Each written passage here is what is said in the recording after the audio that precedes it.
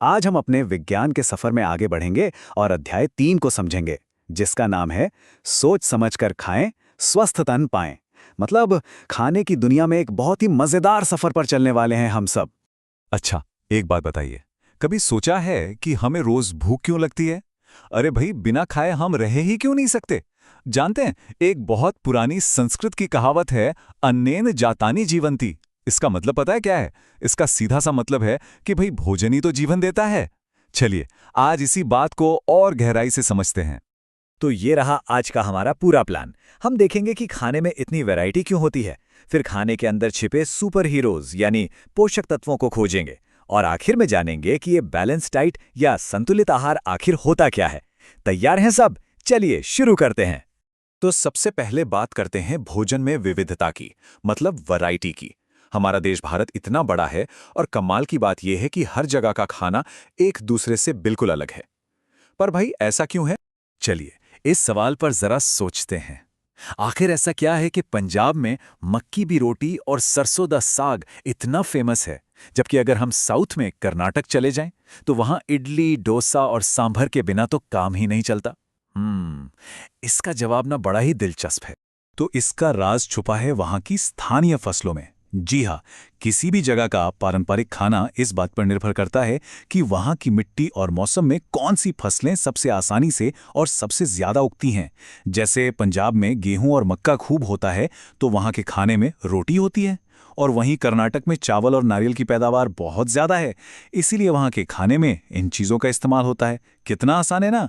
मतलब जो हम खाते हैं वो सीधे सीधे हमारी जमीन से जुड़ा होता है। बहुत बढ़िया।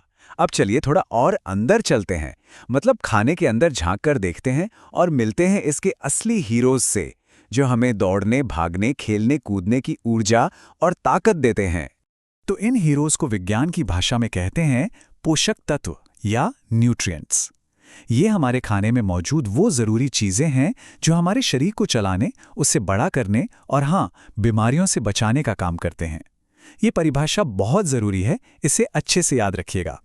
तो सबसे पहले आते हैं हमारे एनर्जी देने वाले दोस्त कार्बोहाइड्रेट्स और फैट्स। इसको ऐसे समझिए, जैसे गाड़ी को चलने के लिए ईंधन चाहिए, वैसे ही हमारे शरीर को ये चाहिए। कार्बोहाइड्रेट्स तो हैं पेट्रोल की तरह, जो तुरंत एकदम इंस्टेंट एनर्जी देते हैं, और फैट्स वो हैं रिजर्व फ्यूल की तरह, जो एनर्जी को स्टोर करके रखते हैं ताकि बाद में काम आ सके। देखिए, अनाज, आलू, गन्ना और मीठे फल, इन सब में कार्बोहाइड्रेट्स भरपूर होता है।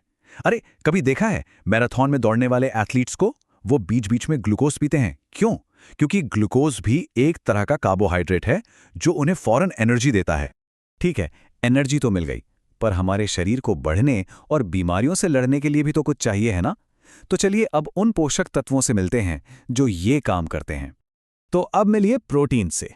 ये हैं हमारे शरीर के बिल्डर्स, या कह लीजिए मैकेनिक। इनका काम है शरीर को बड़ा करना, हमारी ग्रोथ में मदद करना, और अगर कहीं चोट लग जाए ना तो उसकी मरम्मत करना, बिल्कुल वैसे ही जैसे एक मैकेनिक गाड़ी को ठीक करता है। प्रोटीन हमारे मांसपेशियों को, मतलब मसल्स को मजबूत बनाते हैं।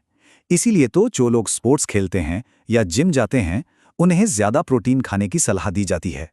और अच्छी बात यह है कि ये हमें दाल, दूध, पनीर, अंडे और सोयाबीन जैसी चीजों से बहुत आसानी से मिल जाता है।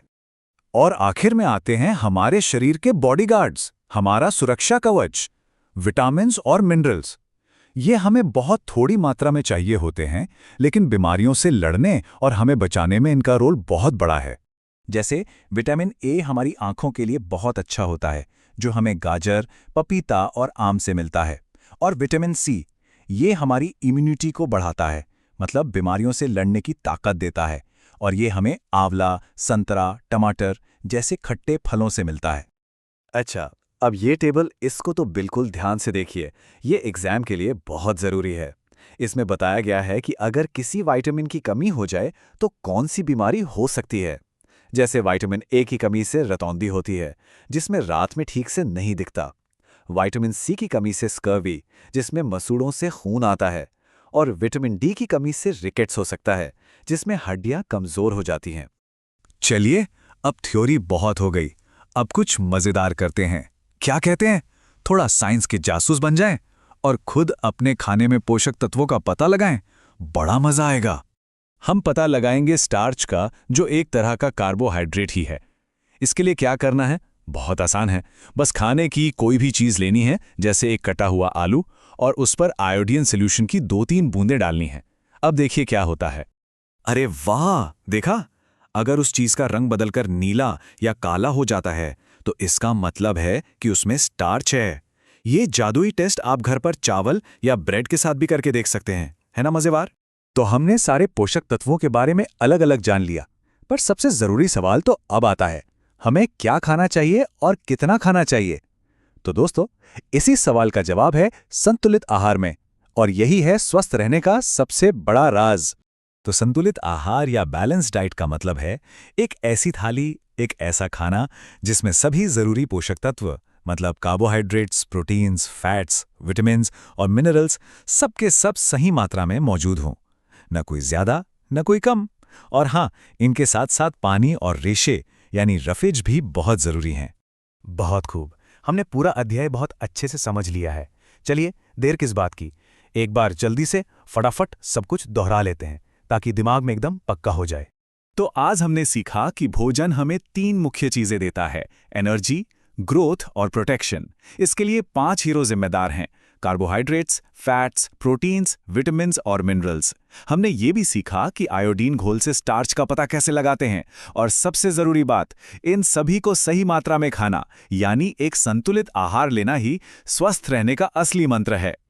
अब एक छोटा सा काम आप सबके लिए, जरा याद करके सोचिए कि आज जो दोपहर में लंच किया था उसमें कौन कौन से पोषक तत्व थे।